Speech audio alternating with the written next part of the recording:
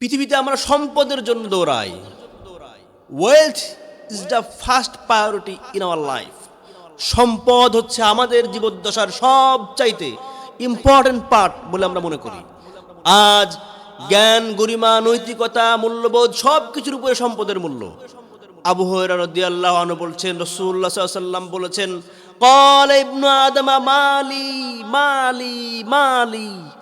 বনি আদম সারা জীবনে যত সম্পদ উপার্জন করে তার সবগুলি সে গর্বের বিষয় এবং তার আত্মপ্রত্যয়ের বিষয় বলে মনে করে।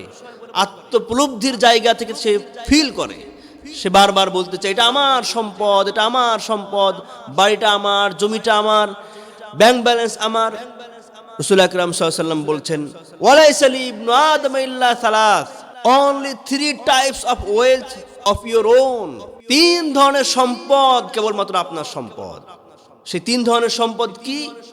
রাসূল আকরাম সাল্লাল্লাহু আলাইহি ওয়াসাল্লাম বলছেন, মা আকালা ওয়া শাবিআ, যা সে খায়, পান করে, খাওয়ার মাধ্যমে তার শরীরে এনার্জি আসে, পুষ্টির অভাব পূর্ণ হয়, শরীরের গ্রোথ হয়, ভালোভাবে বিচরণ করতে পারে, এই খাওয়াটা হচ্ছে তার নিজের জন্য।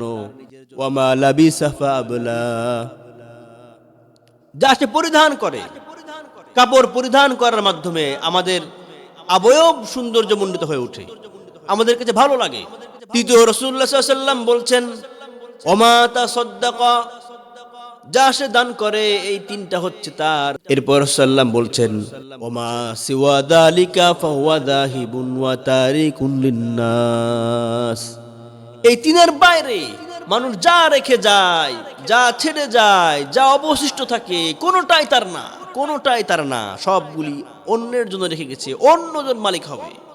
মুসলিমের হাদিস বলছে যে আমাদের নিজের ব্যাপারে সচেতন হওয়া উচিত, আমার কোনটা সে বিষয়ে উপলব্ধি করা উচিত এবং সেটাকে মাথায় রেখে জীবন পরিচালনা করা উচিত।